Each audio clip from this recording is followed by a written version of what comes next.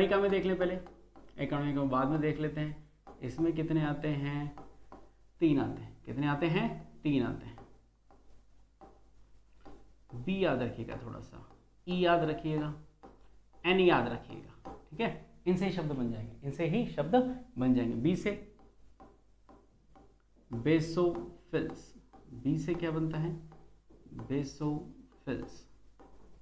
ई से क्या बनेगा? Eosinophils, eosinophils.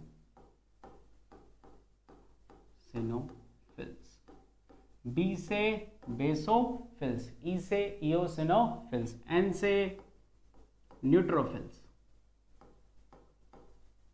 एन से क्या बनेगा? न्यूट्रोफिल्स। क्या बनेगा? न्यूट्रोफिल्स। इसके बाद देख लेते हैं, इसको भी 2 भागों में कर देते हैं, एम और एल। एम और एल, ये क्या था? बी ई एल, इसको क्या करेंगे? M L. एम से क्या बनेगा? Monocytes,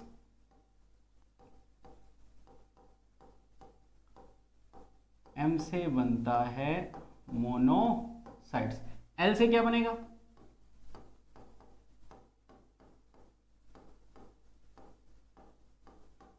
lymphocytes. 2 अक्षर थे, दोनों से क्या बन गए? शब्द बन गए। एम से क्या बन गया? मोनोसाइट्स, एल से क्या बन गया? लिम्फोसाइट। अब इसमें तो आगे कोई वर्गीकरण नहीं है, लेकिन इसमें कुछ टाइप दिए हुए, जैसे लिम्फोसाइट की बात कर रहा हूं मैं। बी सेल्स, क्या दिया हुआ है? B cells. दूसरा natural killer cells, natural killer cells. दूसरा किसके अंदर? लिम्फोसाइट के अंदर। लिम्फोसाइट के अंदर आखिरी और तीसरा टी सेल्स। कौन सा?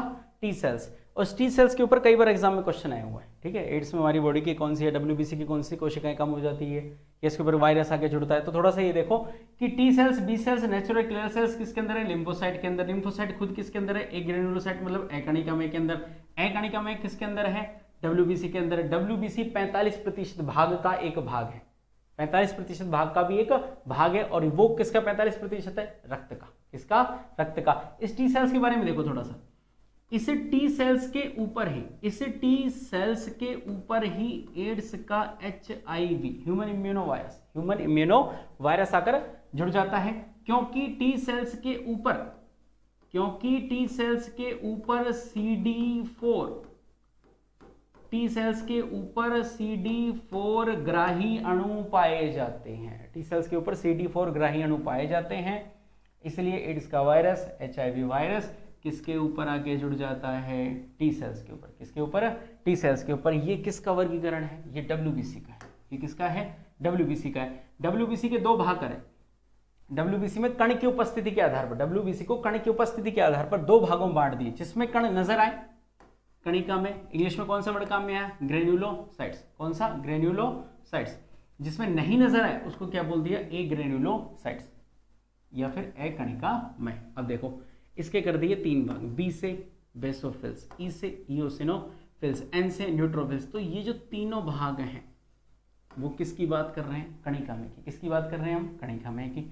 अब ए कणिका में की बात करते हैं। ए कणिका में के अंदर कितने पार्ट आते हैं? 2। एम से मोनोसाइट, एल से लिम्फोसाइट। मोनोसाइट यही खत्म हो जाता है, कोई वर्गीकरण नहीं आगे।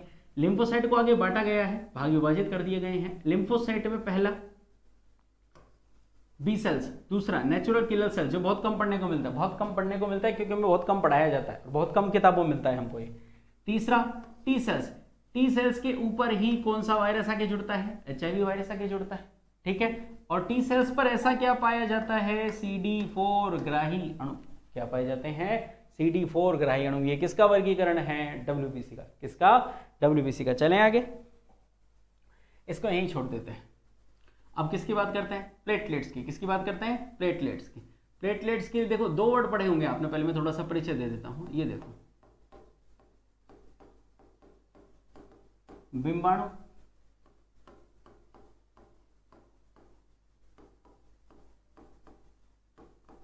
ये तो हुआ बिंबाणु।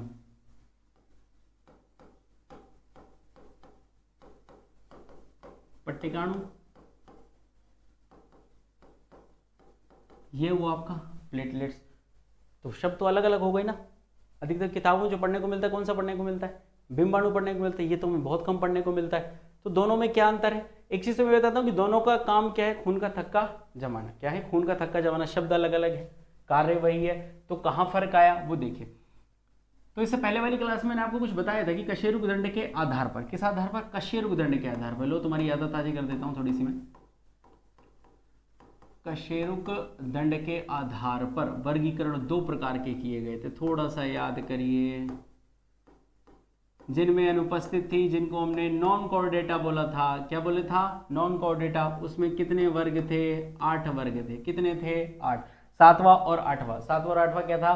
प्लेटी हेल्मंथीज, एस के हेल्मंथीज। जिनमें कशेरुक दंड उपस्थित था, जिनमें कशेरुक दंड उपस्थित था, उसको हमने क्या बोला? कशेरुकी वर्ग। कौन सा वर्ग? कशेरुकी वर्ग। हाँ, ये हमारे काम आएगा अभी। इसके हम नाम लिख लेते हैं।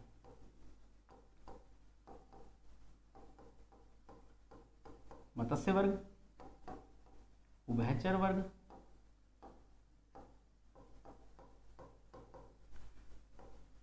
सरीसृप वर्ग,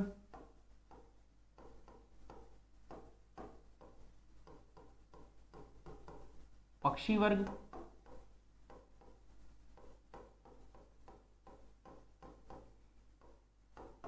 स्तनधारी वर्ग, मैमल्स।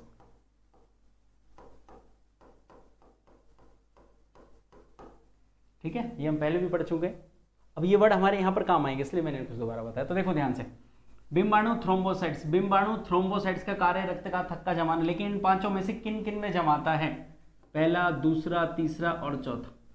इन चारों में, कशेरुकी वर्ग में के अंदर भी जो ये 4 वर्ग हैं, इनके अंदर जो रक्त का थक्का जमाने का कार्य है, रक्त का थक्का जमाने का जो कार्य है वो किसका है? बिम्बाणु का, जिसको क्या बोलते हैं? थ्रोम्बोसाइट्स। पांचवा क्या बच गया? स्तनधारी वर्ग। स्तनधारी वर्ग में रक्त का थक्का जमाने का कार्य किसका है? प्लेटलेट्स का। किसका है? प्लेटलेट्स का। प्लेटलेट्स को ही क्या बोलते हैं? पट्टिकाणु। क्या बोलते हैं? पट्टिकाणु। तो ये फर्क हुआ दोनों शब्दों में। ठीक है, दोनों शब्द एक नहीं है, कार्य एक है, लेकिन वर्गों का फर्क हो जाता है। सबसे ज्यादा जो हमको पढ़ने को मिलता है, बिम्बाणु पढ़ने को मिलता है। ये तो बहुत कम पढ़ने को मिलता है हमें। पट्टिकाणु तो पढ़ने को मिलता ही नहीं है, बहुत कम मिलता है। बिम्बाणु, थ्रोम्बोसाइट्स, थोड़ा सा फर्क ये आपके सामने। चारों वर्गों में बिम्बाणु करेगा, पांचवें वर्ग में कौन करेगा? पट्टिकाणु। ये प्लेटलेट्स का ही परिचय है। किसका परिचय है? प्लेटलेट्स का ही परिचय। और मैं आगे 4 पॉइंट इसके बता देता हूं आपको। आगे चलते हैं, देखो ध्यान से। पट्टिकाणु,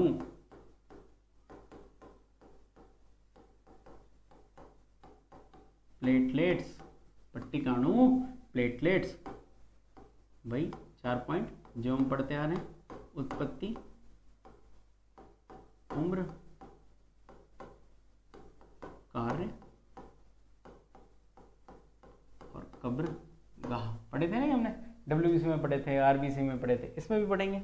उत्पत्ति कहाँ होती है? अस्थि मज्जा, बोन मैरो। अस्थि मज्जा, बोन मैरो। बोन मैरो 2 प्रकार की होती है, रेड और येलो। रेड और येलो। उम्र उसकी हमने क्या पढ़ी थी? डब्ल्यूबीसी किसी की याद हो तो 4 से 5 दिन, ये 5 से 7 दिन।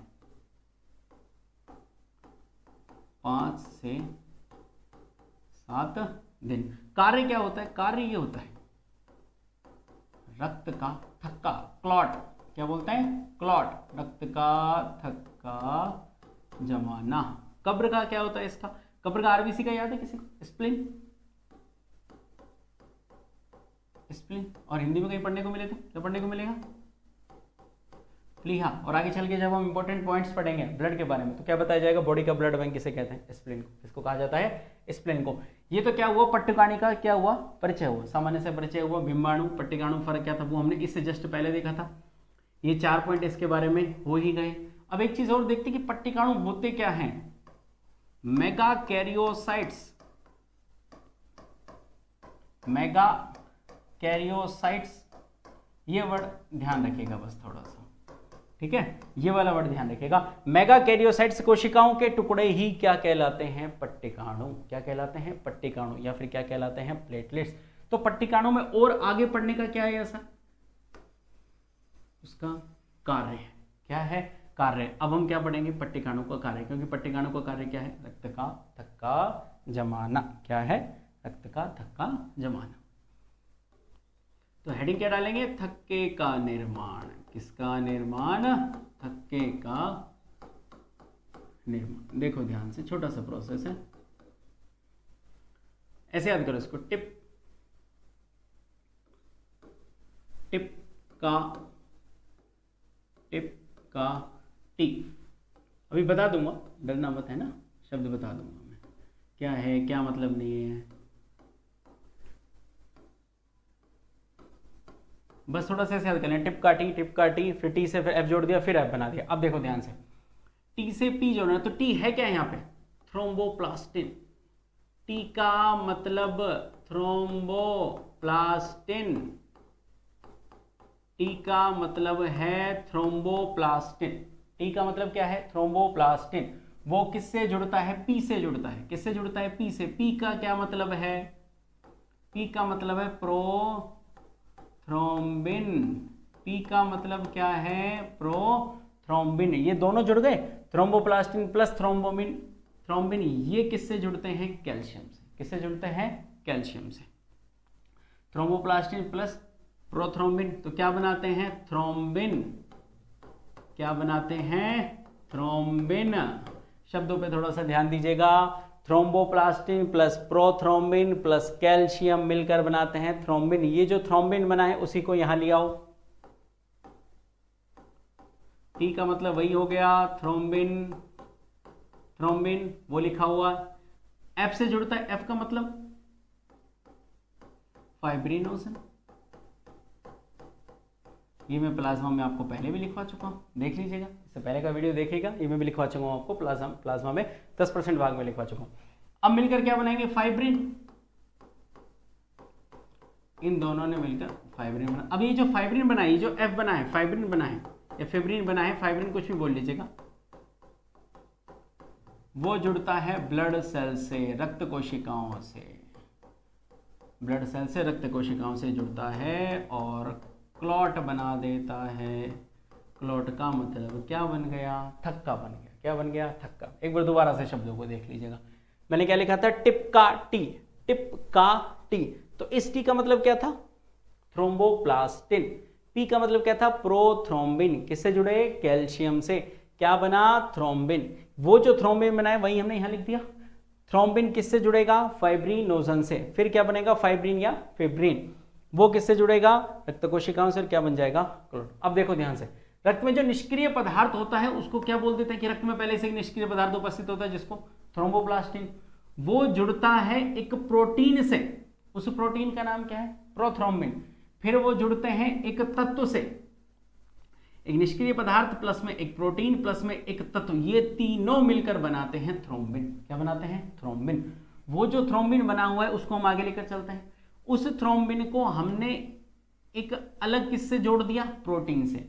फाइब्रिनोजन प्रोथ्रोम्बिन, फाइब्रिनोजन प्रोथ्रोम्बिन, ये दोनों प्रोटीन है। ये दोनों क्या है? प्रोटीन है। ये एक रक्त में पहले से उपस्थित निष्क्रिय पदार्थ, और ये क्या है?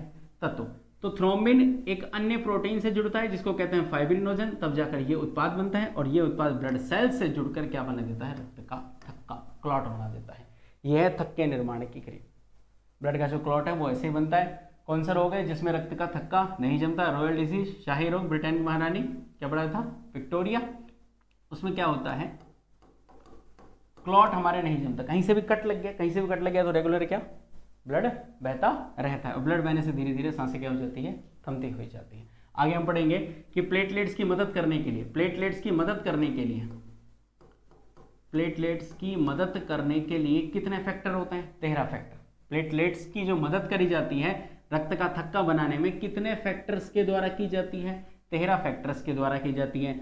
उन 13 फैक्टर में जब 8वें फैक्टर में और 9वें फैक्टर में दोष हो जाता है।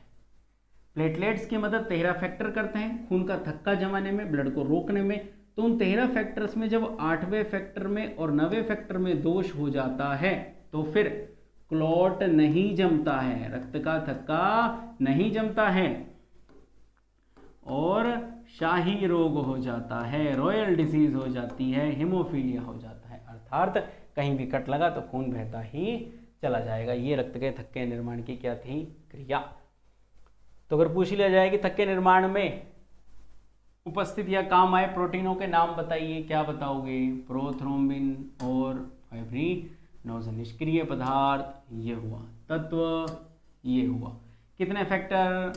13 फैक्टर। हिमोफीलिया, शाही रोग, रॉयल डिजीज, 13 फैक्टर में से किस किस फैक्टर की वजह से? ये कहूँ कि थक्का नहीं जमता है, मतलब 13 फैक्टर अपना काम नहीं कर पा रहे हैं। उनमें से भी कौन कौन से? 8वां और 9वां, 8वां और 9वां, बस इन दोनों में दोष हो जाता है। अब अगर ये पूछ लिया जाए कौन सा विटामिन है जो थक्के निर्माण में काम आता है, तो क्या बताओगे?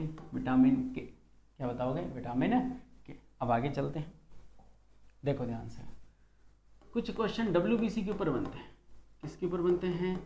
WBC के ऊपर कुछ क्वेश्चन बनते हैं। अब इससे पहले पढ़ा था ना हमने, बेसोफिल्स, इस्नोफिल्स, न्यूट्रोफिल्स, वो सब उसी के ऊपर क्वेश्चन बनते हैं। देखो ध्यान से, अगर क्वेश्चन ये आ जाए कि पूरे WBC में, अगर क्वेश्चन ये आ जाए कि पूरे WBC में सबसे ज़्यादा उपस्थित कोशिकाओं के नाम बताइए।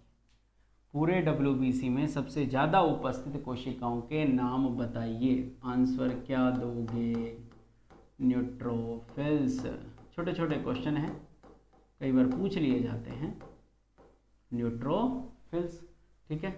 दूसरा, पूरे WBC में सबसे कम, पूरे WBC में सबसे कम उपस्थित कोशिकाओं के नाम बताइए।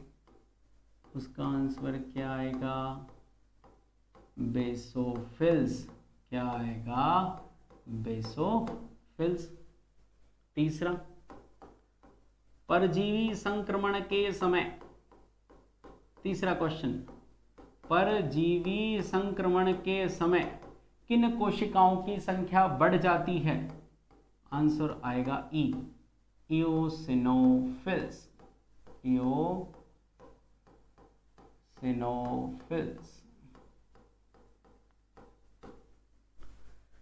फिर क्वेश्चन आता है एलर्जी के समय। एलर्जी के समय किन कोशिकाओं की संख्या बढ़ जाती है? सेम आंसर ई। ई से क्या बनता है? इओसिनोफिल्स। क्या बढ़ता है? इओसिनोफिल्स। कितने क्वेश्चन हुए? 4। ये WBC चल रहा है, WBC के ऊपर क्वेश्चन बनते हैं ऐसे। सबसे ज़्यादा कौन सी, सबसे कम कौन सी, परजीवी संक्रमण के समय, एलर्जी के समय। नेक्स्ट आता है, आगे हम हेपेरिन के बारे में भी पढ़ेंगे। हमारे शरीर में जो खून को जमने से रोकता है वो पदार्थ कौन सा है? हेपेरिन। कौन सा है? हेपेरिन। तो हेपेरिन पाया जाता है किन कोशिकाओं में? आंसर क्या दोगे? बेसोफिल्स। क्या दोगे? बेसोफिल्स। छठा क्वेश्चन, प्रथम सुरक्षा पंक्ति, फर्स्ट लाइन डिफेंस, प्रथम सुरक्षा पंक्ति, प्रथम सुरक्षा पंक्ति किसके द्वारा बनाई जाती है? तो प्रथम सुरक्षा पंक्ति किस किसके द्वारा बनाई जाती है? एन से, न्यूट्रोफिल्स।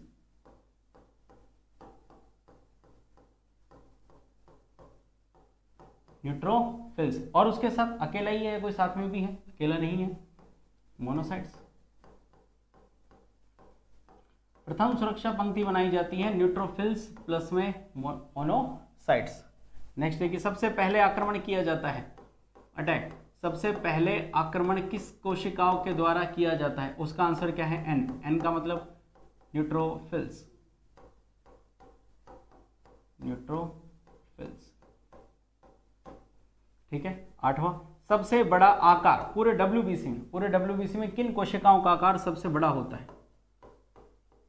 सबसे बड़ा आकार, तो सबसे बड़ा आकार किसका बताओगे? M, monocytes. पूरे WBC में सबसे बड़ा आकार किसका होता है? मोनोसाइट्स। लास्ट क्वेश्चन, सबसे छोटा, सबसे छोटा, और अगर इसी के मैं साथ कहूं कि मोस्ट डेंजरस, सबसे छोटा और सबसे खतरनाक, सबसे छोटा सबसे खतरनाक कौन सी कोशिकाएं होती है? तो क्या बताओगे? टी, या फिर कहूं कि लिम्फोसाइट्स। ये लो, यहां लिख देता हूं मैं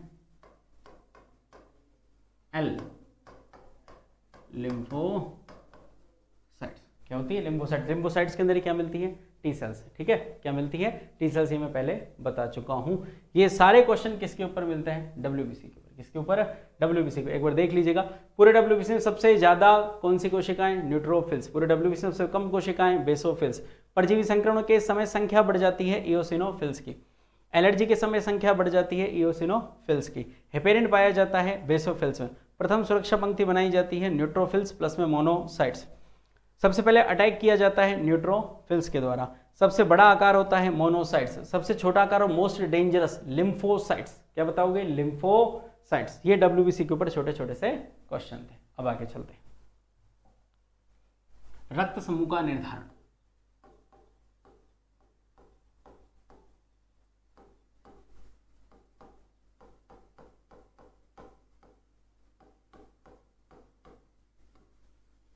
रक्त समूह का निर्धारण, तो जब भी ये टॉपिक आता है तो किन का नाम आता है? लैंडस्टीनर।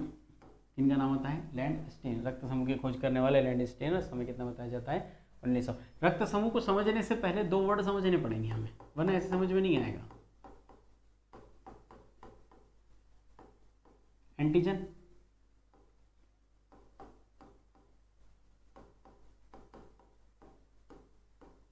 एंटीजन, प्रतिजन, एंटीबॉडी, प्रतिजन, पर हिंदी में रहने दीजिएगा, इंग्लिश में थोड़ा ठीक रहेगा, याद भी जल्दी हो जाएगा। एंटीजन क्या है, एंटीबॉडी क्या है, आपस में क्या रिलेशन है, वो सब देखिए। एंटीजन क्या है, पहले एंटीजन को पकड़ते हैं। अब एंटीजन एंटीबॉडी को क्यों समझना है? क्योंकि हमको क्या समझना जरूरी है? रक्त समूह, ब्लड ग्रुप क्या होता है। ठीक है, तो एंटीजन एक क्या होता है? एंटीजन एक प्रोटीन होता है। एंटीजन क्या होता है? एक प्रोटीन होता है। कहाँ पाया जाता है? आरबीसी की सतह से चिपका रहता है। आरबीसी की सतह से। एंटीजन एक प्रोटीन होता है, आरबीसी की सतह से क्या रहता है? चिपका रहता है। ठीक है, ऐसे वहीं छोड़ दीजिएगा फिलहाल। किसको पकड़ते हैं? एंटीबॉडी को। एंटीबॉडी क्या होती है? एंटीबॉडी भी एक प्रोटीन, वो भी प्रोटीन, ये भी प्रोटीन। अब जगह देख लेते हैं। तो एंटीबॉडी प्लाज्मा में, एंटीबॉडी प्लाज्मा में तैरती रहती है। एंटीजन की जगह कहाँ हुई? आरबीसी की सतह से चिपका हुआ। एंटीबॉडी क्या हुआ? प्लाज्मा में तैरता हुआ प्रोटीन। लेकिन है क्या दोनों? प्रोटीन। अब एक चीज और ध्यान रखना, दोनों में, दोनों एक दूसरे के, इन दोनों की प्रकृति एक दूसरे के क्या होती है? विपरीत होती है। क्या होती है? विपरीत होती है। दो वर्ड हमें समझने बहुत जरूरी है, क्योंकि हमें यह समझना है कि रक्त समूह का निर्धारण कैसे करते हैं। जब भी रक्त समूह की बात आएगी, किन वैज्ञानिक का नाम आएगा? लैंडस्टीनर। समय कितना बताया जाएगा आपको? 1900। कितना बताया जाएगा? 1900। एंटीजन क्या होता है? एंटीजन प्रोटीन होता है, आरबीसी की सतह से चिपका रहता है। बस यही छोड़ दीजिएगा। एंटीबॉडी क्या होती है? एंटीबॉडी प्रोटीन होती है। किस में तैरती रहती है? प्लाज्मा में तैरती रहती है। एंटीजन एंटीबॉडी एक दूसरे के क्या होते हैं? विपरीत। क्या होते हैं? विपरीत। बस ये दो वर्ड हुए, एंटीजन और क्या हुआ? एंटीबॉडी। अब देखते हैं कुछ और।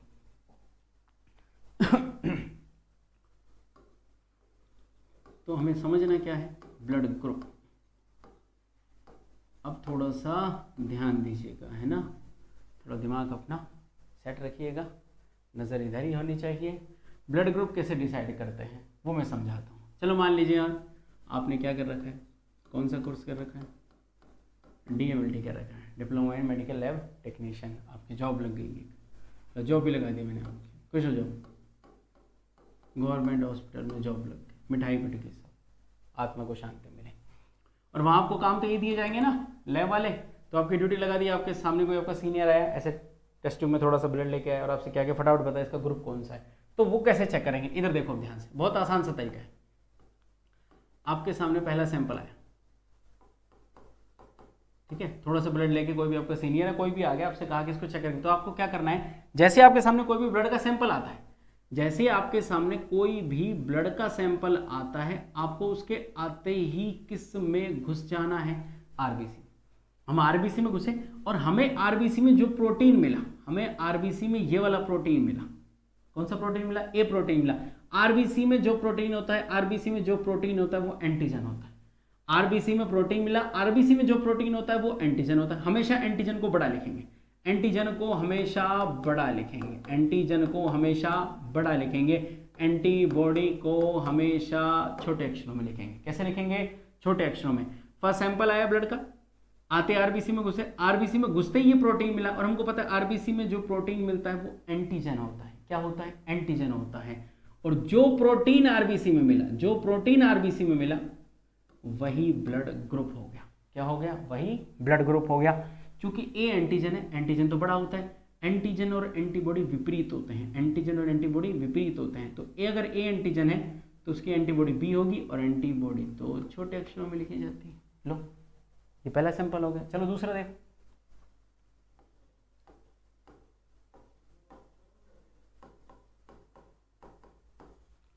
दूसरा सैंपल आ गया आपके सामने, वही टेस्ट ट्यूब में थोड़ा सा ब्लड लाया गया, आपको दिया गया कि बताइए फटाफट इसको चेक करके बता कौन सा ग्रुप है। आते ही क्या करना है? जैसे ही कोई ब्लड सैंपल आया, आते ही किस में घुसना है? आरबीसी में। आरबीसी में घुसे और इस बार हमको कौन सा प्रोटीन मिल गया? बी। आरबीसी में बी प्रोटीन मिला, आरबीसी में बी प्रोटीन मिला। जो प्रोटीन आरबीसी में मिलता है वही एंटीजन होता है। मतलब कौन सा एंटीजन मिल गया? बी। आरबीसी में जो प्रोटीन मिलता है वो एंटीजन होता है। ये मिला, जो प्रोटीन आपको आरबीसी में मिला वही तो ब्लड ग्रुप होता है। मैंने पहले भी तो ऐसे ही करा। देखो, आरबीसी में जो प्रोटीन मिला वही ब्लड ग्रुप, आरबीसी में जो प्रोटीन मिला वही ब्लड ग्रुप, आरबीसी में जो प्रोटीन मिलता है वो एंटीजन होता है।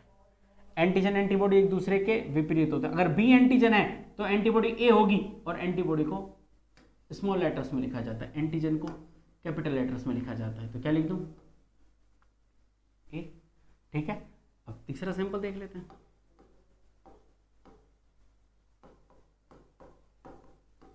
तीसरा सैंपल आया, आते ही भाई किस में घुसना है? आरबीसी में घुसना है। मान लिया इस बार हमको आरबीसी में दोनों प्रोटीन मिल गए। जो प्रोटीन आरबीसी में मिलते हैं वही तो ब्लड ग्रुप होता है। ब्लड ग्रुप भी हो गया ए बी, इसमें था बी, इसमें था ए। आरबीसी में जो प्रोटीन मिले वो एंटीजन, एंटीजन हमेशा कैपिटल लेटर्स में लिख दिए। अब ए का उल्टा बी एंटीबॉडी, बी एंटीजन का उल्टा ए एंटीबॉडी, ए बी का उल्टा क्या होगा? ए बी का उल्टा कुछ नहीं, तो कोई एंटीबॉडी नहीं।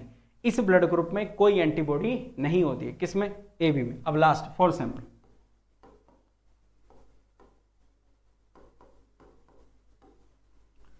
जैसे ही हमारे पास सैंपल आया, सैंपल आते ही हम किस में घुसे? आरबीसी में। किस में गए? आरबीसी में। तो आरबीसी में गए, लेकिन इस बार हमें कुछ हाथ ही नहीं लगा, कोई प्रोटीन नहीं मिला।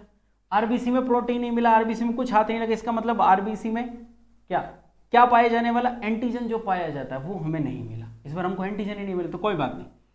हर बार आरबीसी से शुरुआत करते हो, इस बार आरबीसी में मत जाओ।